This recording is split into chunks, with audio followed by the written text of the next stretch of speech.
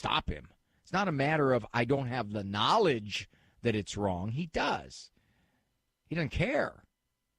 Or he does, but not enough to stop him from taking it because it feels pretty good to get to take it. Now, when Nicole was talking, did you hear the hesitancy in her? When I made a couple of suggestions, she was hesitant, and then it came out. Well, if I do that, he's going to really get ugly. Now, if you as a parent are constricted in what you're allowed to do because you're afraid of how the child will react, you got a big authority problem here. So, if she does that, be prepared for what he may do. Keep an eye on him. He may kick a hole in the wall in a temper fit, at which point she's going to have to respond again with pretty consequences until he realizes, I can't do this. It's not in my best interest to do this. But Dr. A, he's not developing a sense of right or wrong. That doesn't help him develop a sense of right or wrong. She's already explained to him over and over and over why these things are not good. So what will happen is he'll have to find out, I'd better control myself, or these things are going to happen. I don't want these things to happen, so I'll control myself. Does that mean he has the self-control? No, probably not. This is all external control. But until those habits are broken, he's not going to develop any self-control. Why would he? You discipline me, I go crazy. Okay. So mom's thinking, okay, what discipline can I find that he will accept? Here's the problem with that. Inch by inch, he'll accept less. One of these times, he's going to get incredibly destructive just because she took TV from him. It's typically the way it goes. If I don't like how you discipline me, then I am more likely to dislike any kind of discipline. My tolerance for accepting the consequences of my behavior is getting less and less. Just some thoughts. I'm Dr. Ray. This program is brought to you in part by MyLifeAngels.com. My Life Angels provides peace of mind by notifying you the moment a loved one enters an emergency room. Right on your smartphone, you'll have instant access to everything needed, including all legal documents, to ensure you are empowered to protect their life-affirming wishes. My Life Angels also alerts hospital ER staff with critical medical information and emergency contacts. More information at MyLifeAngels.com.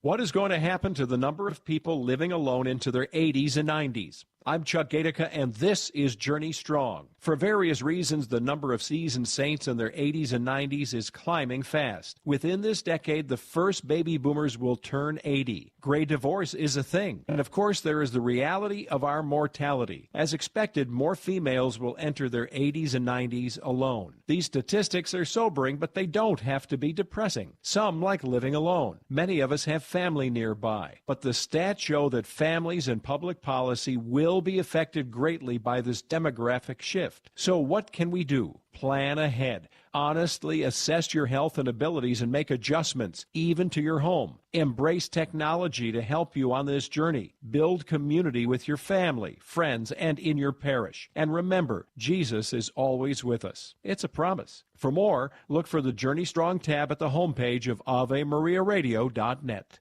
Underwritten in part by the following nonprofit. Do you have an insurance plan that pays for everything, even things you don't believe in? There are options. You can join Solidarity Health Share, a faith-based health-sharing community.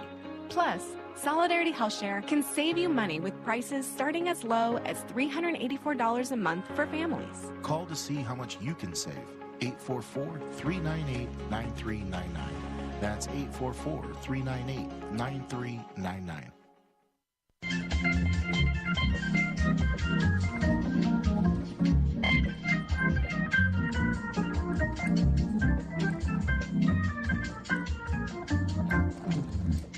Thank you for joining me here on The Doctor Is In. Last segment, No Time. The Guess Who, I think it's a Guess Who, No time left for you. Well, no time left for these calls anyway, not just you. I got to talk just a little bit more about the friend who wants to leave her husband. Former pastor of ours, who has since passed away, said, when you are a faith-filled person and you want to leave anyway, you're basically saying that the Holy Spirit can't affect that marriage. The Holy Spirit does not have enough power to bring a healing and a better relationship to that marriage. Nothing's going to change. The people that I see who stay in very, very difficult marriages, very difficult, for the sake of their commitment, their religious beliefs, and their children, are among my heroes. I watch what they do. I get them as clients. They'll come in, they'll say, look, this is the situation. I want to deal with it as best I can for the sake of my family. And they'll describe situations that if 50% of it was true, it'd be major ugly. But they deal with it. And they do it because they're committed. They do it because their sense of the marriage, the sense of the family, the sense of the kids, they do it. And I just sit in awe of them. And I know there are those of you out there like this. A lot of religious people listen to Catholic media. And I know you're in some tough marriages. I don't doubt that for a moment. But yet you've persevered. You've found ways to make your marriage endurable, if you will.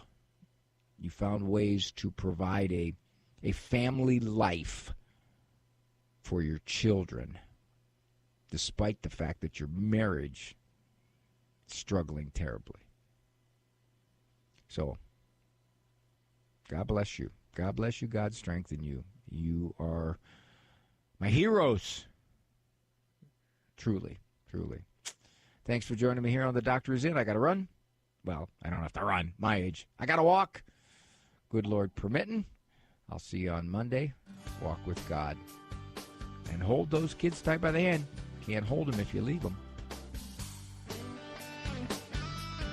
For information on Dr. Ray's presentations, books, and CDs, visit drray.com and follow him on Facebook. The Doctor Is In is a co-production of Ave Maria Radio and EWTN Radio and carried across the EWTN Global Catholic Radio Network.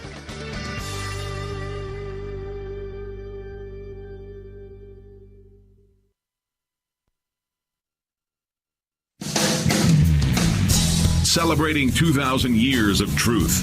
This is the Guadalupe Radio Network. Radio for your soul.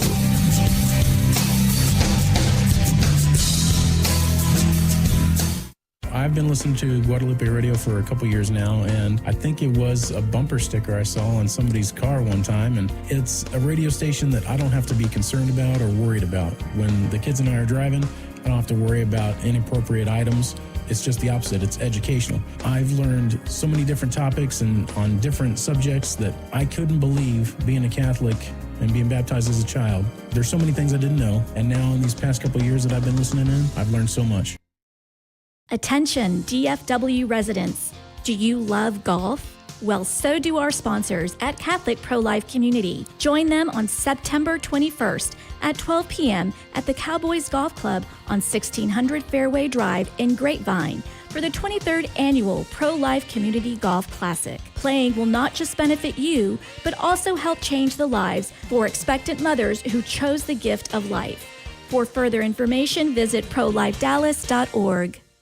Hello, it's Todd Sluter, licensed professional counselor with Epiphany Counseling and sponsor of GRN. I've been blessed to work with many individuals, couples, teens, and families in our diocese, incorporating counseling principles with authentic Catholic values. God wants you to have a greater sense of joy and purpose. If you or someone you know are struggling to find purpose, stuck moving forward with goals in life, or a relationship is not working, you may need to seek a counselor to help regain hope and healing.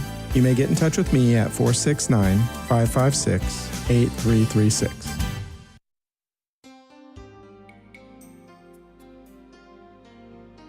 At first, it felt like a relief. I thought I would forget about it with time. I was not prepared to accept the responsibility. Then things changed. I felt anger, and things started going wrong everywhere. The depression wouldn't let me be who I used to be. Are you a man suffering due to a loss from an abortion decision? You are not alone. There are people who can help at ProjectJosephDallas.org. I realized I had lost my child. I felt like I couldn't be forgiven. Now it's been years and years of this. Don't suffer alone. Visit ProjectJosephDallas.org. A message from Project Joseph of Dallas, a ministry for men who have suffered the experience of abortion.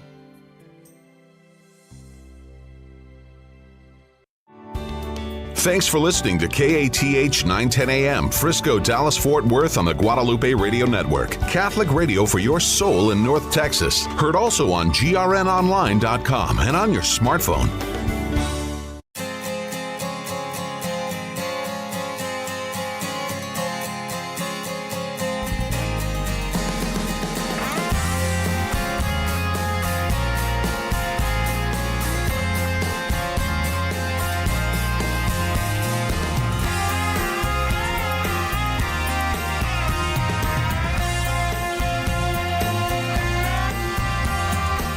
Welcome to Back to the Father, a show about the journey of life focused on our final end, which is God Himself, our loving Father. And now, here's your host, Dave Palmer. And hi, everybody. Welcome to this Friday's edition of Back to the Father here on the Guadalupe Radio Network social media sites of Facebook, YouTube, and X, the artist formerly known as Twitter. We're glad you're with us. Saw a few people jumping on right before the show started.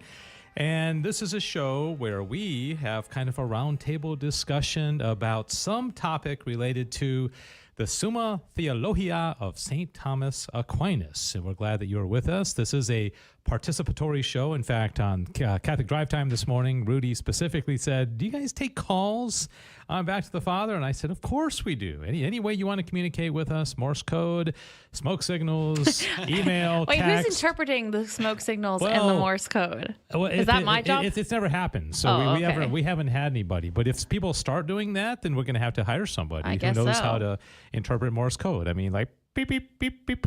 Wouldn't that be hilarious if somebody actually did that? If someone really wanted to really mess with us, and then I'd have to go look it up. When I was a kid, I was determined that I was going to learn Morse code because I thought I might need it one day. Yeah. You know, when I was a spy or something. Or if you get kidnapped. Yeah. You ever heard of the people that they like send signals? With like blinking or something like that. Or you're tapping on something. I think I did know how to do SOS anyway. Yeah.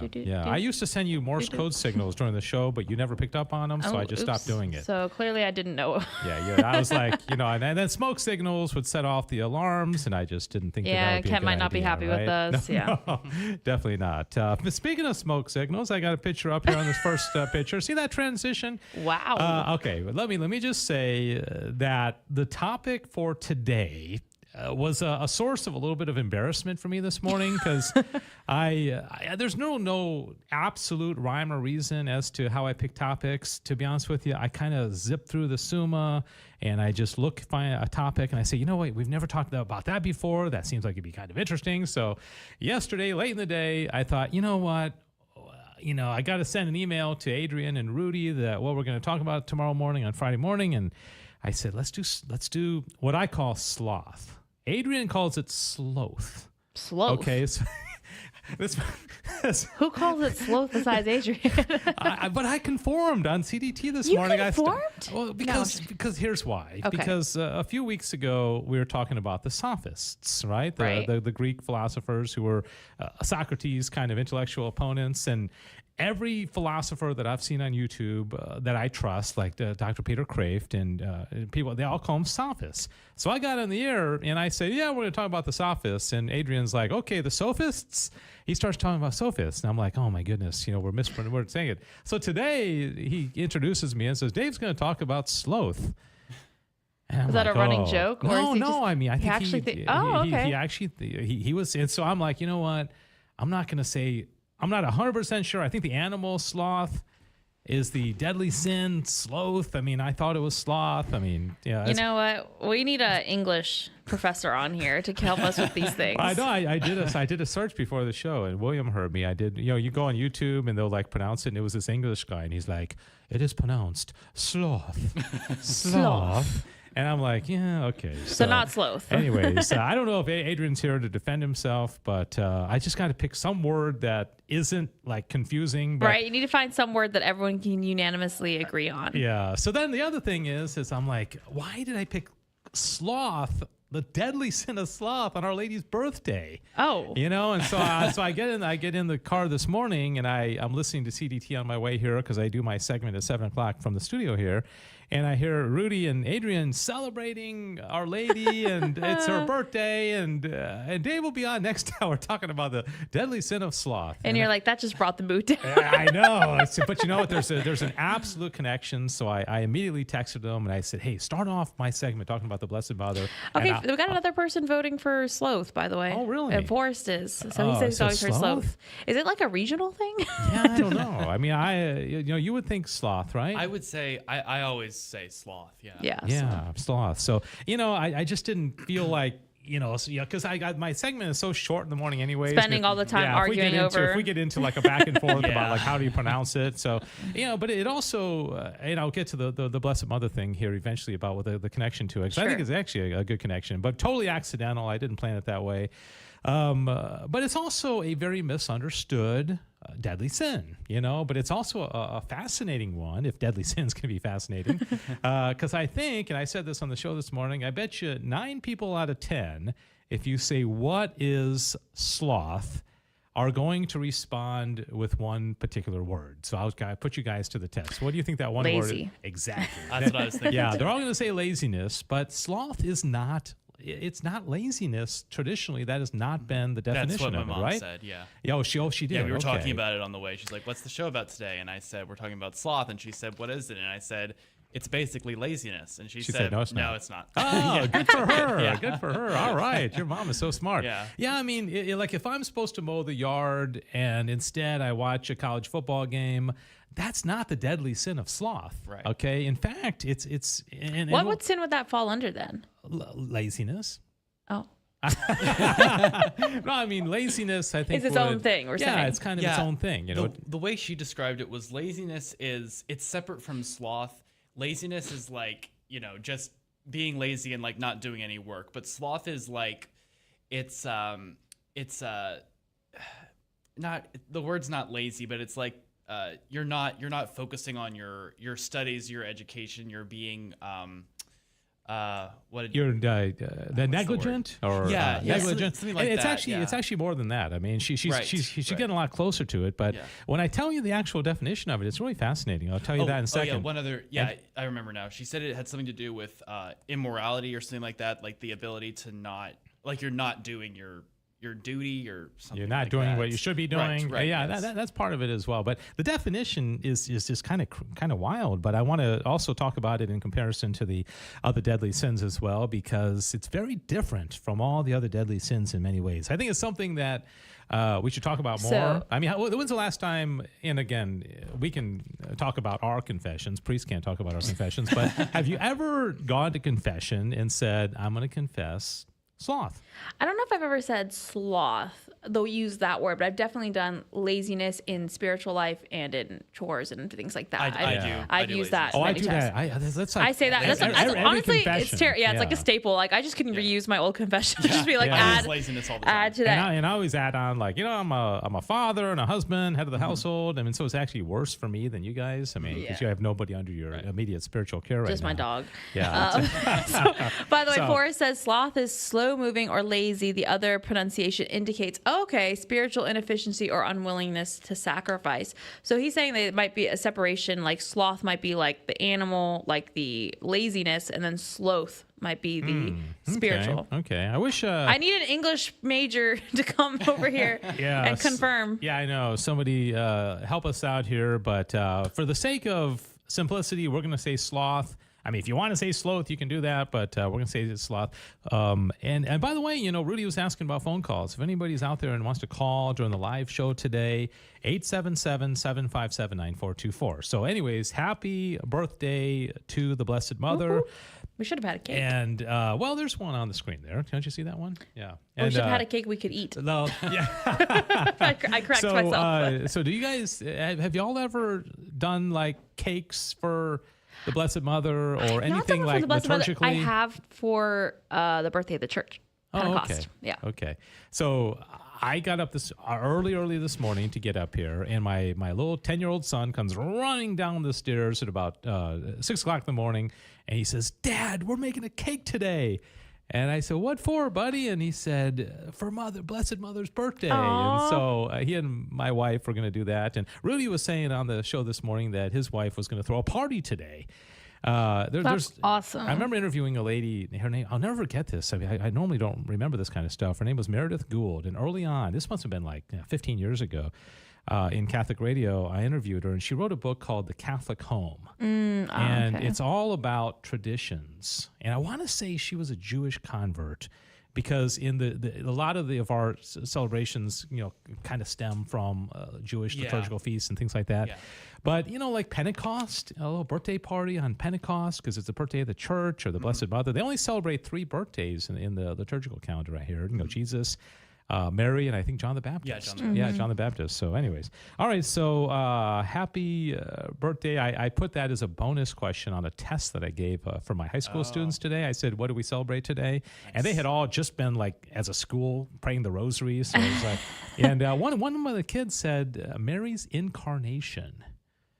And I'm thinking, I don't think so. Because her incarnation would have been at her conception, right? Yeah, I mean, you would become... That would have been the Immaculate Conception. Yeah, I feel bad because it's kind of creative. It was a very creative answer. Do I just give it to them? I did a test for my young adults last night, and that was one of the questions was, whose Immaculate Conception do we celebrate on December 8th?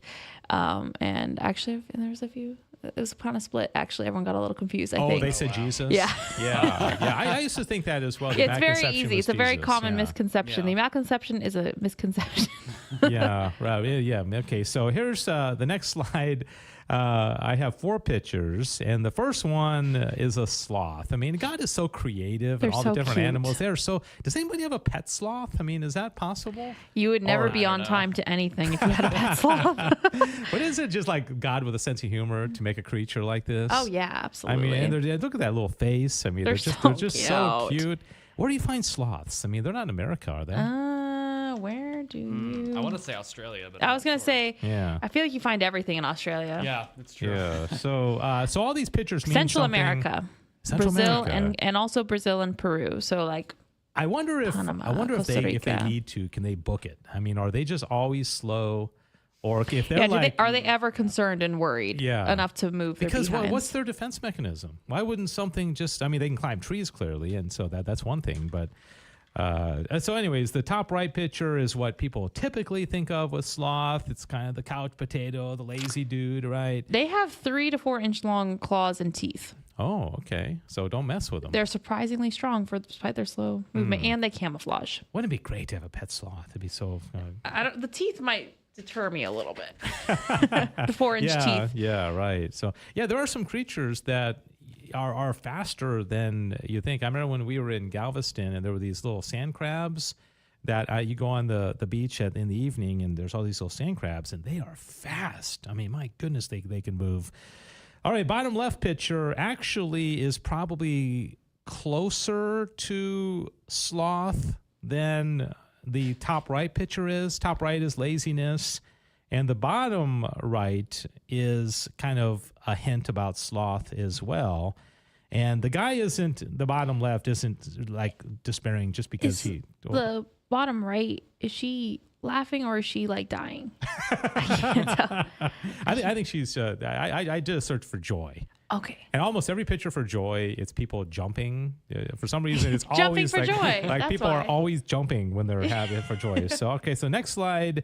So Thomas says, is sloth a sin? And he first of all says, according to Damascene, sloth is an oppressive sorrow which to wit so weighs upon man's mind that he wants to do nothing. Okay, so the key word with sloth is sorrow. You know, a guy sitting on a couch watching a football game and who should be, mowing the yard, he's not sorrowful. So that's just laziness. That's just not doing what you should do, right? But then, so then the bottom one is even more accurate. It's a sorrow for spiritual good. Okay, so that's the key right there. But the question is, why would you be sorrowful for a good? Okay, I mean, why? So the next picture. So sorrowful for the lack of good, or sorrowful for? No, the sorrowful for a good, a good. So you're doing a good thing, but you're sad about it. No.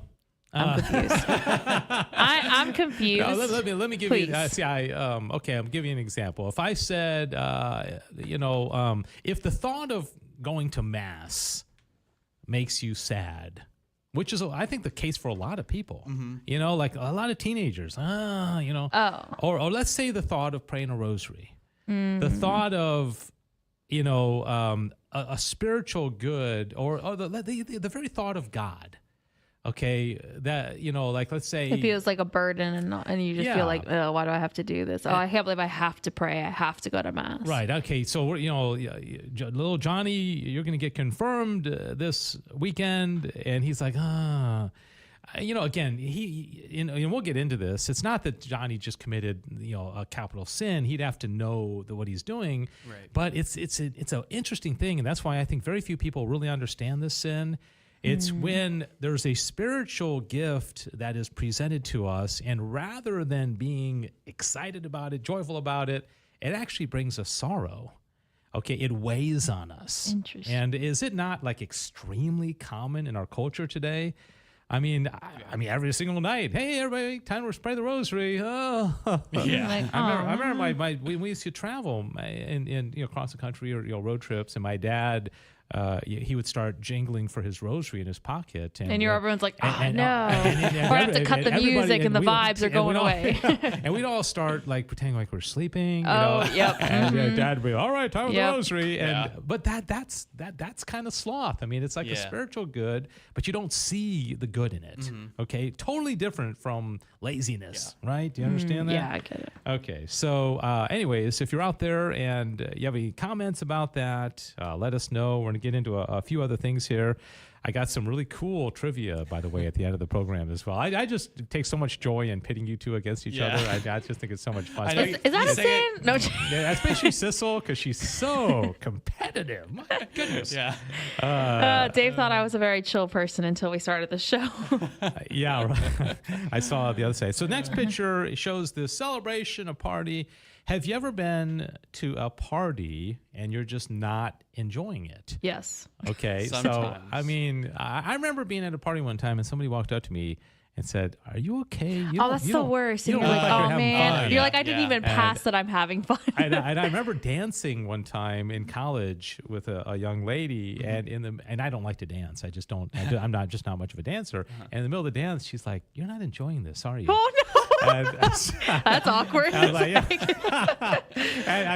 I'm just totally self-conscious. But the point is, the purpose of a party is for people to have fun. Right. So if you're at a party and you're not having fun, there's something weird about that, right? Yeah. And so I guess the question that we can kind of throw out and discuss on the program today is, what would cause sloth for somebody to not get into or enjoy a spiritual good?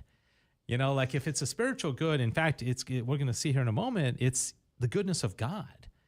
Next week, I'm going to teach in my high school class the attributes of God. And you would think that everybody learning about the attributes of God, it would be better than the best day of their life. I mean, you're learning about the greatest good in the world, but most people would be like, we got to learn about the attributes of God. Why is that? Why is it something so good can create so much intellectual lethargy? I don't know. Is it just the way maybe we don't present it well enough, or so anyway? So that's sloth. I mean, all right. So do y'all? Let me see. Do y'all know the 7 deadly sins off the top of your head? Lust, greed, sloth, envy. Wait, let me see if I Anger? Is that one? Okay, so Lust. and I'm not, and you're keeping track of comments. If Yes, anybody's I out am. there that wants to weigh in on this. Okay, so you said Lust. Okay, wait. Did I not really? Okay. Okay. So you said okay. So greed, Lust, sloth, and you said anger, sloth. You know, envy. Envy. Okay. Greed, lust, anger, sloth, envy, pride. What's the last one? Why can't I think of that one? Sloth, envy, greed, Gluttony. Gluttony. Okay. So think about these when you think about it. So gluttony is an inordinate desire for something good, right? Yeah. Greed is an inordinate desire for something good, like self-excellence, right? Yeah. That's what I think Thomas would say. That, you know, we're all excellent. We're all amazing people. But when you inordinately, lust is a inordinate desire for something good. And pride is an inordinate desire for something good. So you see the trend here. Mm-hmm. Now, anger is an inordinate reaction to something bad, right? Like, whatever. Your food's late at the restaurant and you turn the table over. I mean, that would a little be, bit. So that's a little bit different. But sloth is like the total opposite. It's like not an inordinate desire for something good. It's kind of like running from the good. It's like it's like you're repulsed by the good. And then, I find that so interesting. Is that it's so? They say pride is the beginning of all sin, and covetousness or envy is the root of all sin. I would say, and I don't know if anybody else, like doctors of the church have said this, but it seems like most of the other cardinal sins kind of lead to sloth. Because if you're like why would you not want to go to church? It's because you want to do something else. You want to watch a football game. I was just about to say football game, yeah. Or like, why would most of the time you don't want to do something spiritual because there's something more temporal that you'd like to do instead. You like to be with your friends. You like to sleep in, right? So all the other ones kind of lead to sloth. Yeah. Interesting. Yeah. So in some ways, it's kind of like the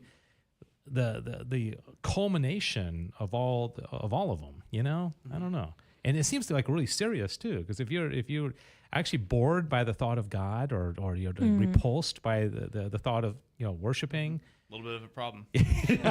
I would say small so. problem. Yeah, I would say so. Right. So all right. So there are the 7 deadly sins, and so let's get a few things here, and then we'll get into an open discussion. Remember, we used to take breaks on this program. Yeah. Well, we still can. Okay. I don't know. You want to take a break? Right. Yeah, okay. Whoa. Okay. Kind of clear the palate. 2 seconds, so I can have some actual music. So otherwise, you'll have to listen to me sing. Okay, that's all right. So, William, do you have any other thoughts or reflections on this? Not really at the moment. No. Right. Okay. So far, it's pretty straightforward. Okay, but it's interesting though. It is interesting. Yes. I mean, people. I don't know. I think it's like if there's a deadly sin that by its very definition can send you to hell. Yeah. Should we probably know what it is? Right. Should we probably, Yeah. kind of. Yeah, it's not really talked about in that way. Yeah. Right. And I don't know. It's just kind of a fascinating thing. And we don't know how to pronounce it. Right. How can we understand it? Much less what it is. All right, I'm ready for a break, by the way. Okay. All right. So we're going to take a quick break. And this is Back to the Father. We're talking about the capital vice of sloth. And we appreciate your comments. If you want to call in, it'd be pretty cool to have a phone call. 877-757-9424. I'm going to teach a little bit from the Summa, and then we'll have our last segment of discussion and then also some fun trivia after that. Okay, so we'll be right back.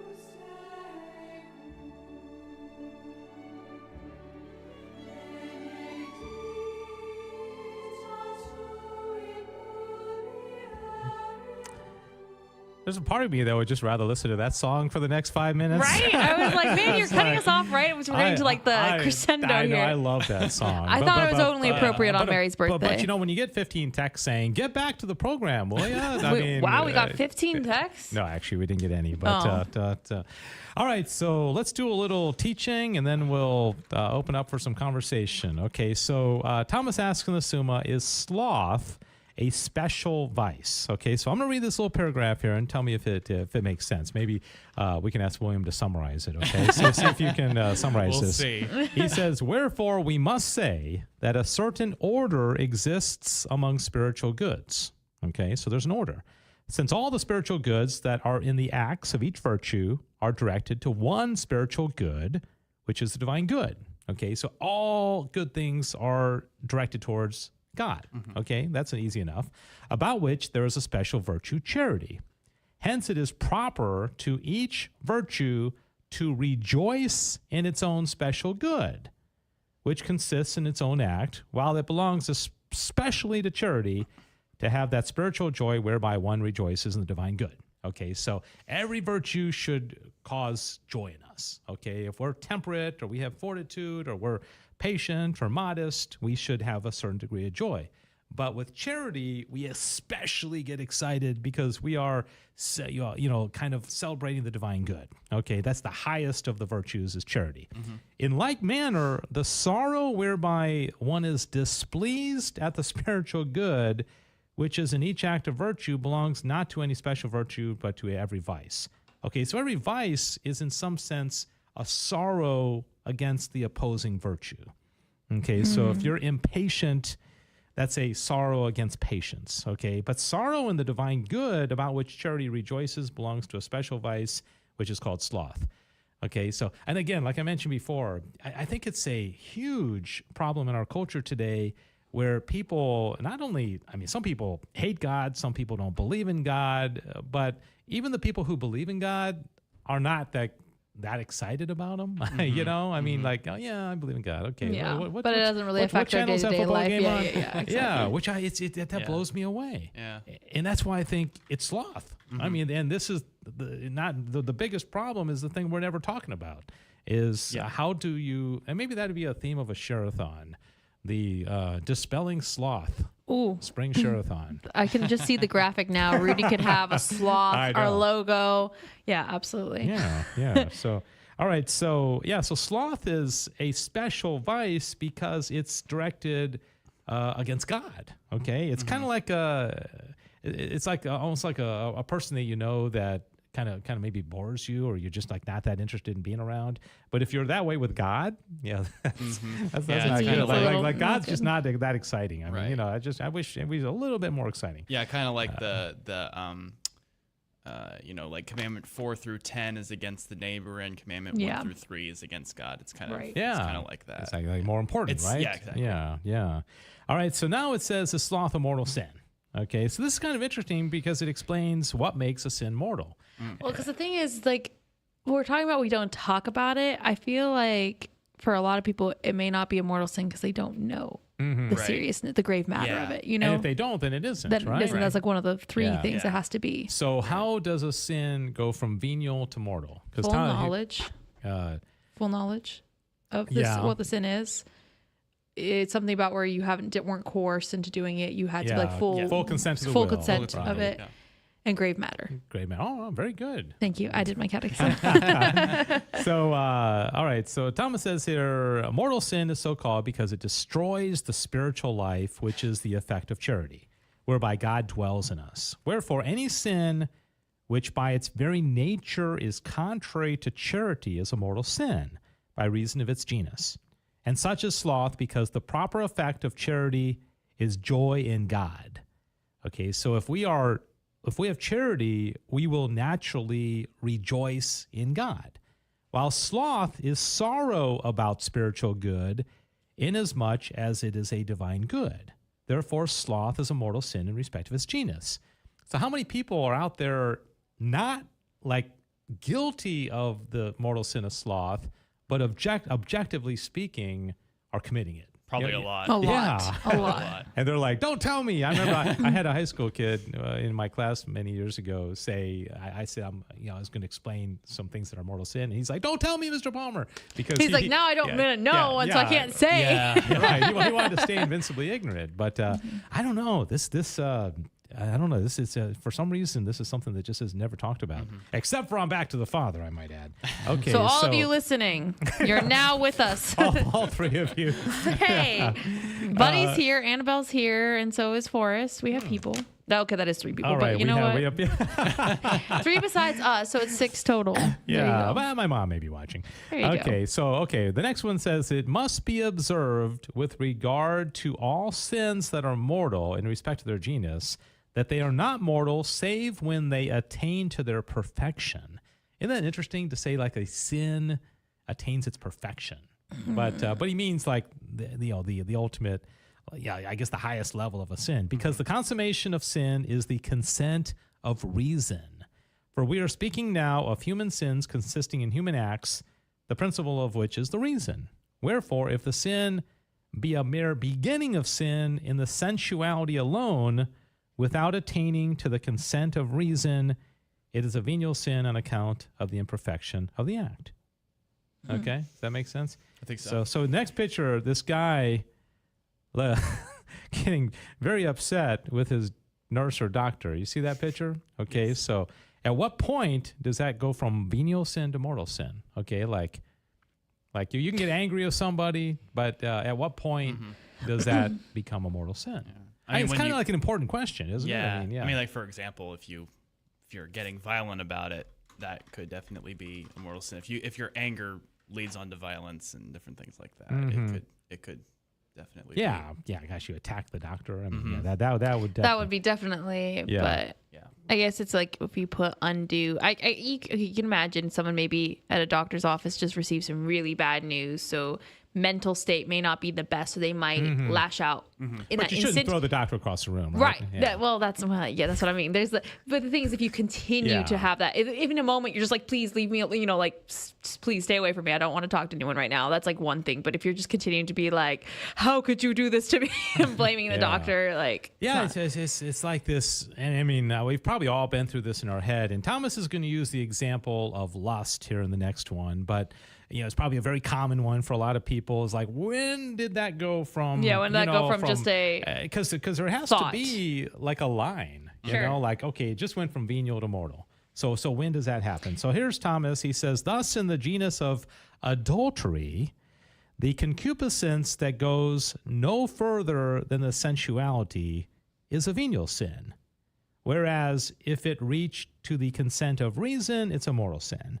Okay, so adultery, a guy, a married man looks at a woman, says, "Oh wow, she's really pretty," and then wow, she's really pretty. Okay, then I guess you at some point it's like, whoa, hold on, okay, you just went into venial sin, but then he says, so too the movement of but that immortal sin if there's a consent to the reason. I don't think that the person would have to actually commit adultery. You could commit a mortal sin even in your head. I think you just have to, you're dwelling on it and like, oh wow, she's really, really pretty. Oh man, you just stay on that thought. And don't get out of it. Jason Everett said one time, he said, a venial sin is noticing a bird flying by, and then a mortal sin is allowing it to build a nest in your head. Yeah. Have you ever heard that? Yep. No, I haven't, but it makes sense. Yeah. Okay, so too the movement of sloth is sometimes in the sensuality alone by reason of the opposition of the flesh to the spirit. Okay, I want to stay home and sleep rather than going to mass. Okay, venial sin perhaps. You're thinking it, you're putting something temporal above something, higher. Then it is a venial sin. Whereas sometimes it reaches to the reason which consents in the dislike, horror, and detestation of the divine good on account of the flesh utterly prevailing over the spirit. In this case, sloth is a mortal sin. Okay, so that sounds pretty drastic. I mean, that's like, I hate you, God, or, like you really have to go pretty far for it to be a mortal sin. So anyways, I found that kind of interesting. All right, so any thoughts about sloth or anything that we talked about? Those of you who are out there in By the social way, media land? Annabelle says that we're small but mighty. Our audience, so we're small but mighty, like the Spartans. So there. Were the Spartans small? I don't know, but we're mighty like the Spartans. Oh, okay. All right. Very good. Okay, so let's spend a little bit of time that we have. The cool thing about social media shows is that you're not stuck on any kind of clock, and so we can transition into the trivia anytime.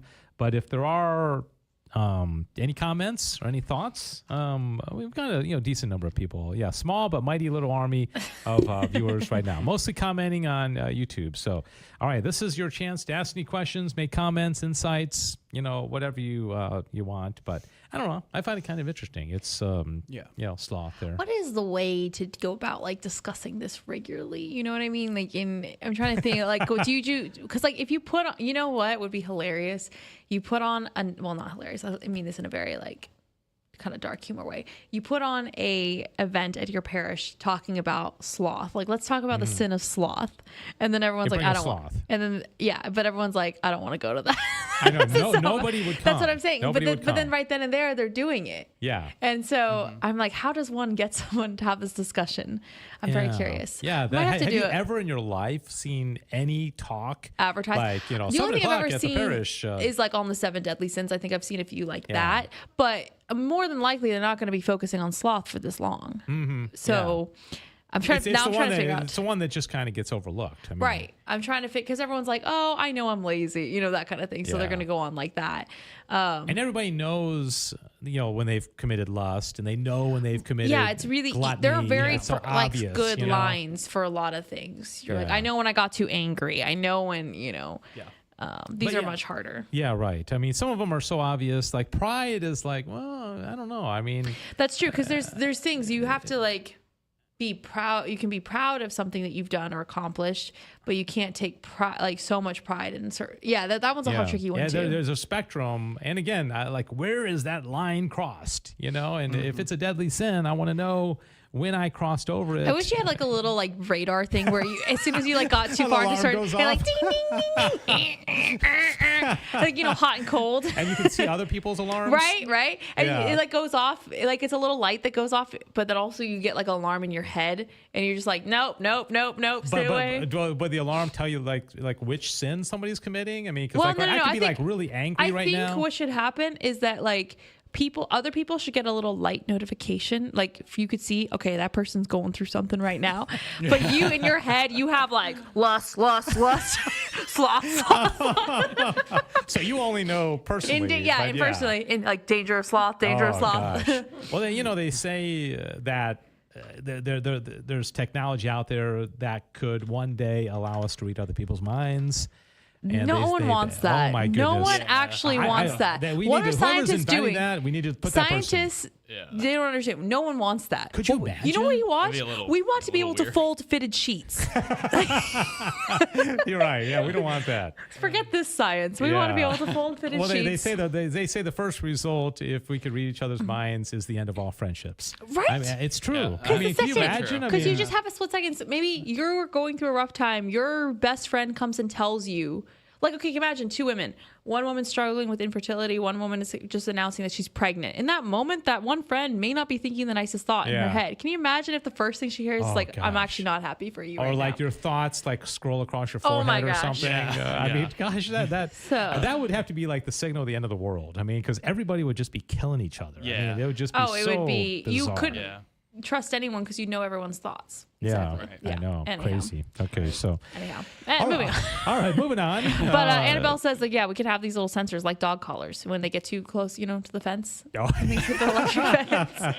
Well, but also it'll be easier to know when you need to go to confession. Because I think when you a little alarm goes off when you're in mortal sin. I think even just a little one, that for mortal sin, but also one just letting you know when you're getting into dangerous territory and you're not realizing what things in your life you're allowing into your life that are getting you in danger. Not maybe mortal sin yet, but venial sin. It could lead to mortal sin. You don't realize I am focusing too much of my brain energy on this one thing that's really damaging. So, well, let me ask you and be honest, and I'd love to get everybody else's thoughts on this as well. And hey, we're all adults. Let's be honest with each other. I don't want to. Even William's an adult now, aren't you? Yeah, you're 18, so you're an adult. So, I mean, do you enjoy going to Mass? I mean, because I will say for much of my life, I always went. There's a short period of my life when I didn't, like in college, but and sometimes as an adult, as like a father, you hey, let's all go to Mass, everybody. This is great. But I can honestly say, I mean, I enjoy going to Mass. I mean, I really do. But I think, and it doesn't matter if you go. You don't have to love it. You just need to do it, right? Do I enjoy praying the Rosary every night?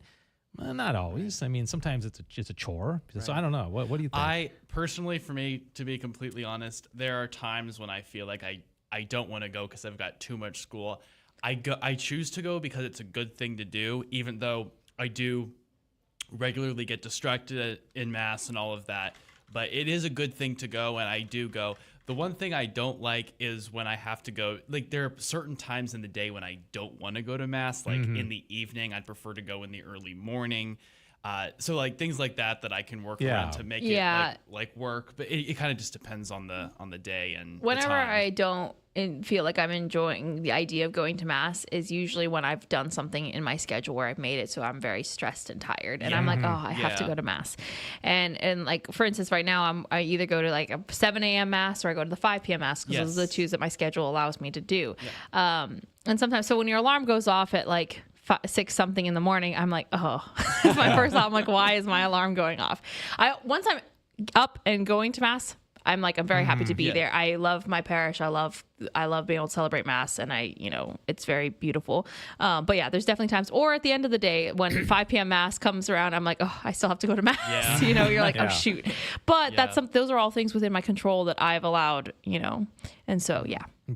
And so I think some people have commented about that. Annabelle says, I went to Mass out of duty and then I got it and now I can't get enough Jesus. Heck yeah. And then Forrest says that he does, but when he first converted, he didn't. Mm-hmm. So and I think again, this is kind of an interesting thing because the commandment says you must, we have to go to Mass, right?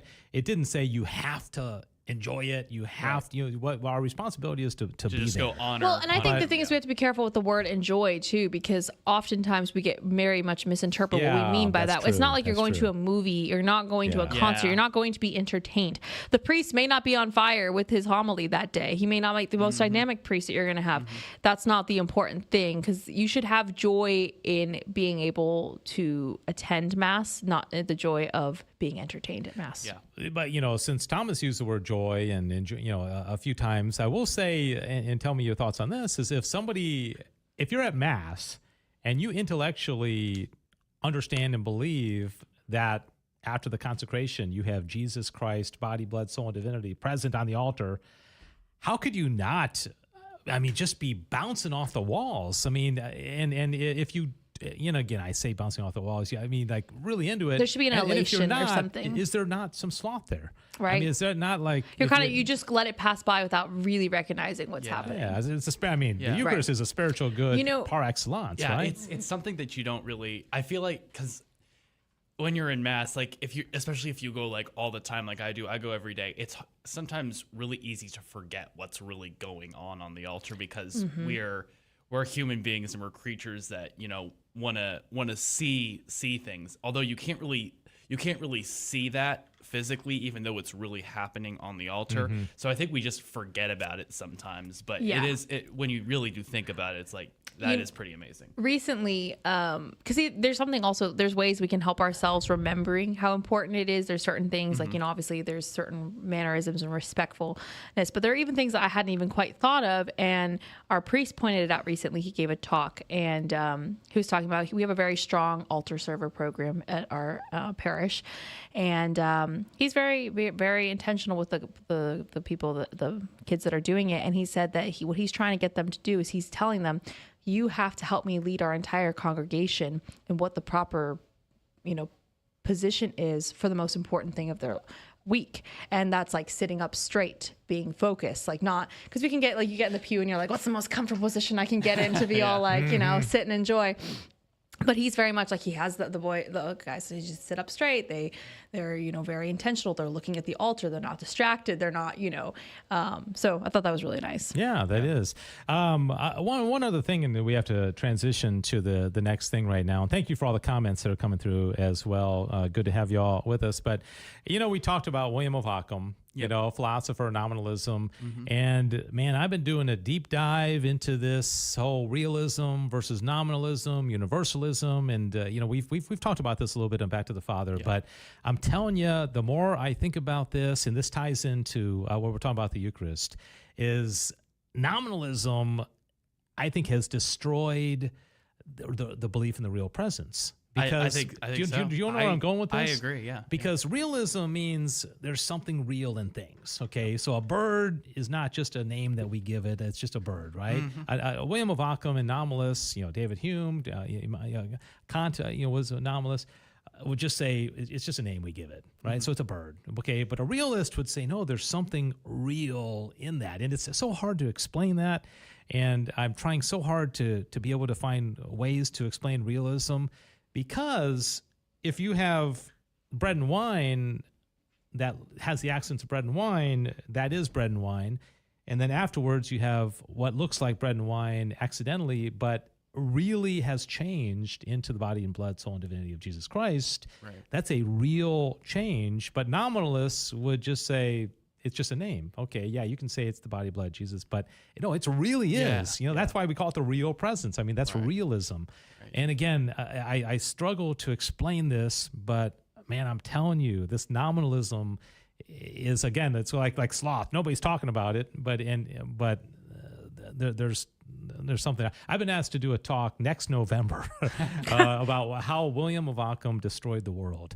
And so I'm putting my notes together. Okay, next November for Claritas. Save your dates, so please circle your calendars. Okay, what did Forrest say? Matt Fradd was going to make a bumper sticker stating "I blame Ockham." Oh, really? Oh, nice. Oh, wow. Matt Fradd needs to have me on his show, okay? I told you he emailed me one time a long time ago, before he really became real big, and said, hey, would you like to come on my show? And I said, yeah, sure, Pints with Aquinas, and then he never wrote back. I was like, hey, I'm still out there. I'm still here doing things. I still have the email. Do you think about how many people would join Back to the Father after you went on Pints with Aquinas? Yeah, I know, it's crazy. Okay. But I am, I'm going to MC the Spiritual Warfare Conference with Father Chad Ripperger here in a couple weeks, and I'll mention, so we're going to have a table. So we're going to build up our audience slowly but surely, because this is important stuff. Yes. And right now we got the mighty small audience, but you all can say, well, if this ever gets really big, guys, we'll make stickers just for you all, so you can be like, we were one of the first. Yeah. The OG. The OGs. What do we call our Back to the Father fans? The Quine Addicts? No, there's the Quine Addicts. Quine Addicts, yeah. Like that. Something like that. So the first thing off your top of your head is probably the one that works. Yeah. All right. Well, thanks, everybody. Enjoyed that conversation. And, I blame Ockham. Oh, man, I want to get that. You should do it before he does it. And then be like, you want to talk? Let's have me on the show. Matt Fradd will say, I blame Palmer for stealing my idea. I blame Ockham. Oh, man. That's a great idea. Okay, let's. I think this trivia may get a little wild. Okay, Dave, it could be trivia about chocolate chip cookies, and it would get wild. Like, I'm not gonna lie. Okay, so what I have, Tissel thought I was going to do trivia about the animal sloths. I stayed up late studying. I'm like, so you give me so little credit with creativity. So what I did. Man. And everybody else out there in social media land, I want you to play along as well. Is that I have 13 things listed, okay? And I'm gonna give 3 points each to each of you. Okay. Who can just kind of rattle these off, okay? And they are things that are in, because remember we had the 7 deadly sins, right? Mm-hmm. And 7 deadly sins does not count, but things that are known to be in groups of 7. Oh. So go ahead and I've got 13 of them. Okay. Sacraments. Okay, so the 7 sacraments. Okay, there's one. So just got 3 points. It's groups of 7. Okay, Seven. A saga has 7? And now No? everybody out there in social media land is on one team. Okay, Oh. so they'd say that.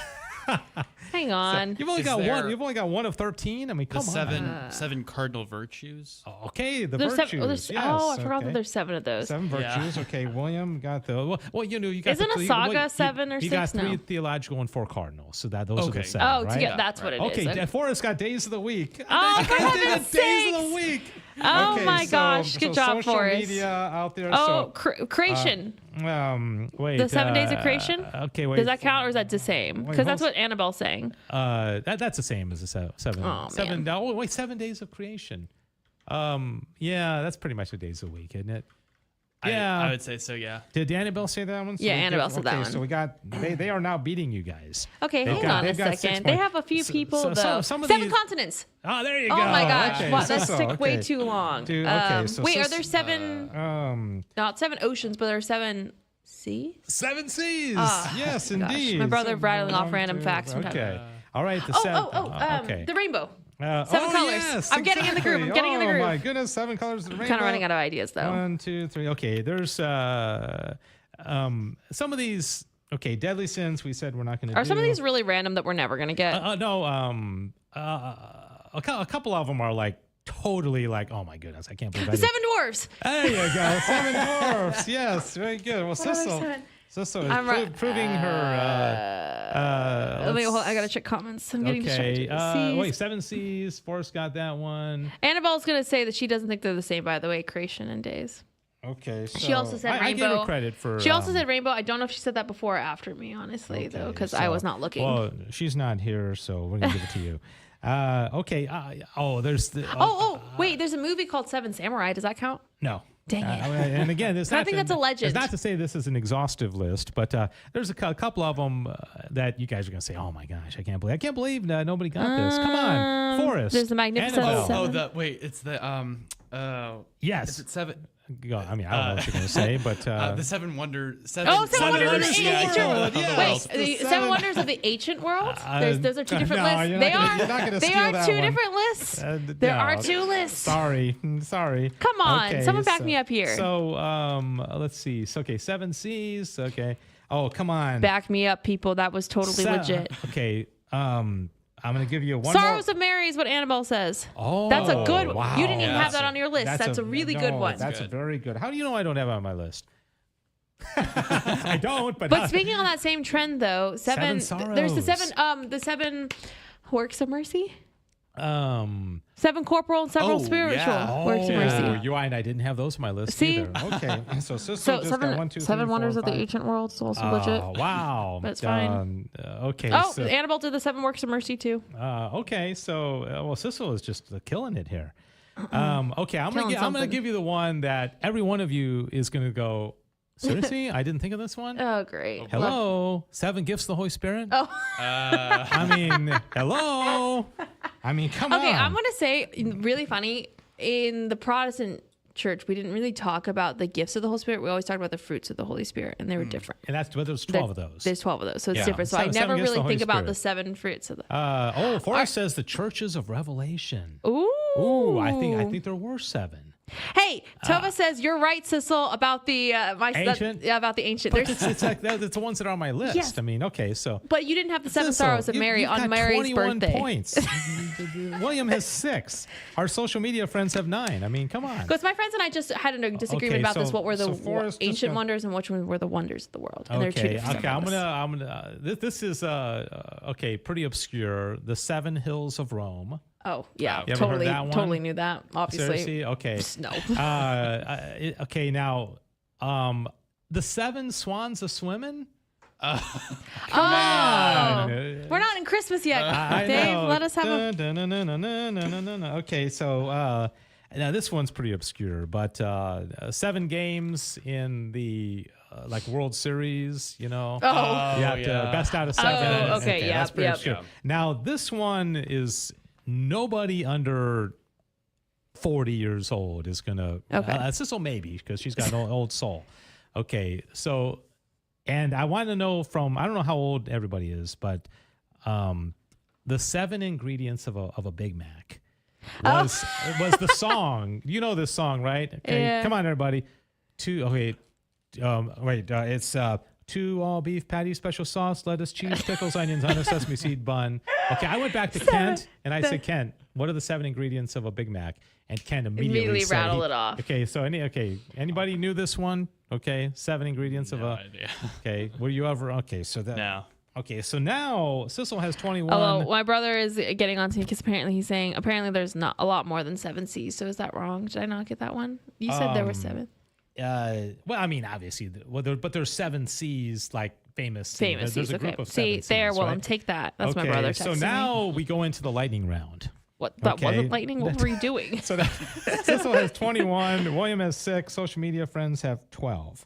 And we're going to get more specific on some of these. So rattle them off. The 7 dwarfs. Oh, Dopey, Grumpy, Sneezy, Sleepy, Doc, Angry. No, not angry. Jolly. No. What's his name? Happy. Happy, and then one more. Wait. What have I said? You said Doc, Sneezy, Grumpy, Happy, Sleepy, Dopey. One more.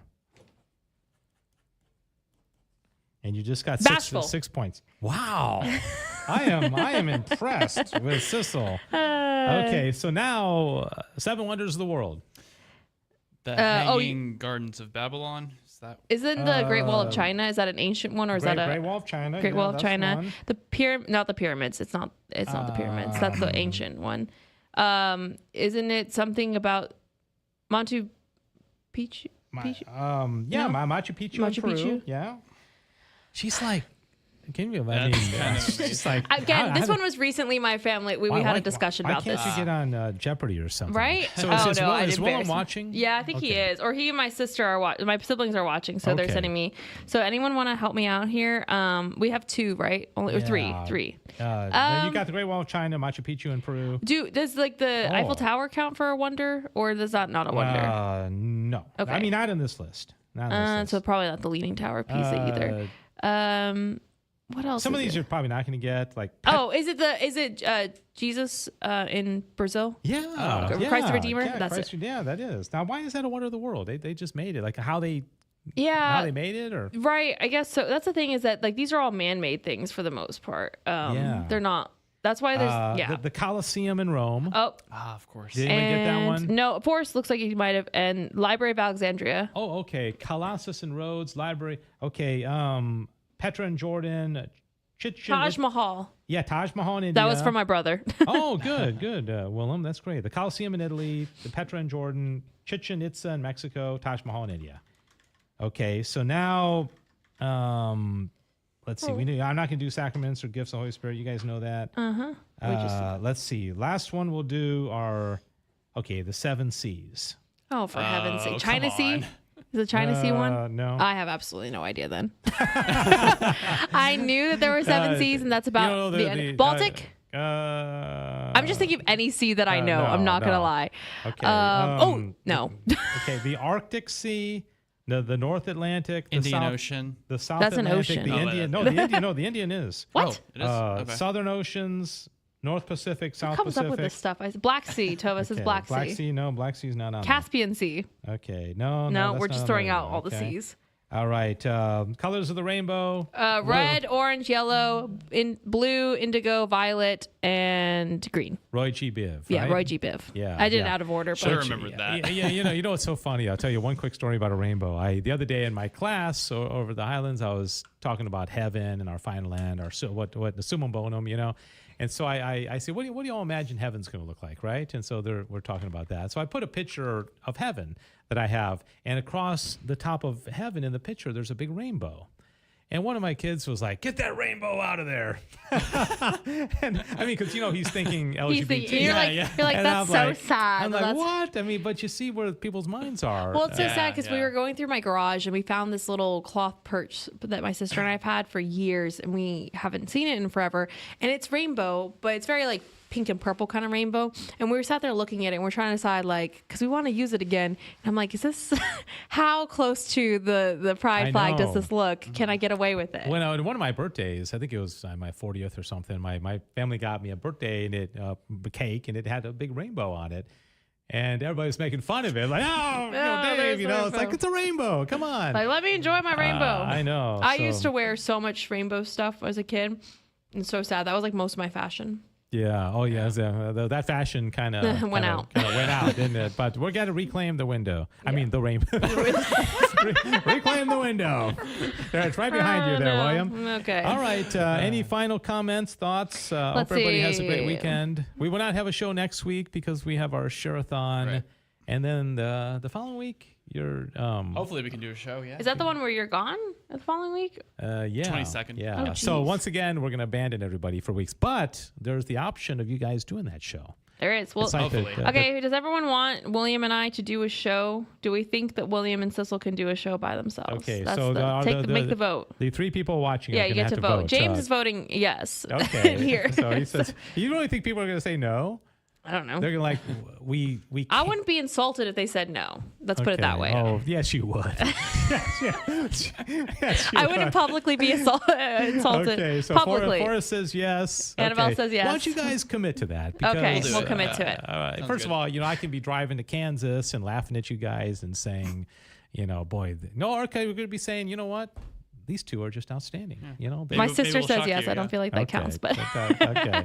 All right, we'll do it. Yeah, William, we'll have to plan that. Yeah, and but I can help you pick a topic or whatever. You guys could do your own thing. So cool. Sounds good. All right. Well, thanks everybody for watching. Have a wonderful rest of your weekend, and we'll see some combination of hosts in 2 weeks. And also make sure you pay attention to Share-a-thon next week and support the Guadalupe Radio Network.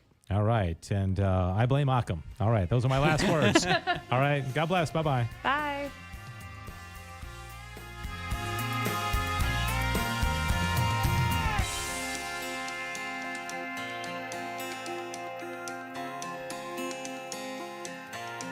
Thanks for joining us for Back to the Father. And don't forget, the glory of God is the human person fully alive. If you have comments about the show, email Dave Palmer at grnonline.com.